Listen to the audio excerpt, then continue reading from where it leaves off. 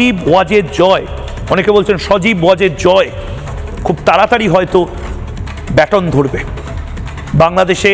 শেখ হাসিনা ফেরার আগে হয়তো সজীব ওয়াজেদ জয়ের ফেরার একটা সম্ভাবনা দেখা যেতে পারে। সজীব ওয়াজেদ জয় কিন্তু এভাবে কথা বলতেন না 2024-এ। এখন সজীব ওয়াজেদ জয়ও বলছেন গোটা বাংলাদেশ জ্বলবে যদি নির্বাচনে আওয়ামী লীগকে অংশগ্রহণ করতে না দেওয়া হয়। সজীব ওয়াজেদ জয়ের মায়ের নাম শেখ হাসিনা এবং সজীব ওয়াজেদ জয় কি বলেছেন আজ শুনবো, কিন্তু তার আগে একটা ব্রেকিং নিউজ।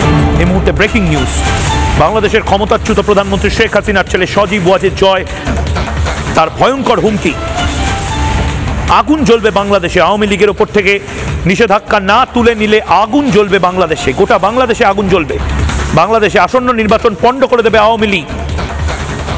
বড় হুঁশিয়ারি, বড় উস্কানি, বড় হুমকি, যাই বলুন না কেন, কিন্তু আওয়ামী লীগ আবার একটু একটু করে মাথা চাড়া দিচ্ছে।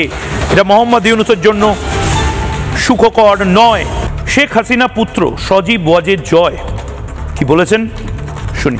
If Mohammed Yunus was popular, then why would he not have held an election, won election, and then run the country with legitimacy?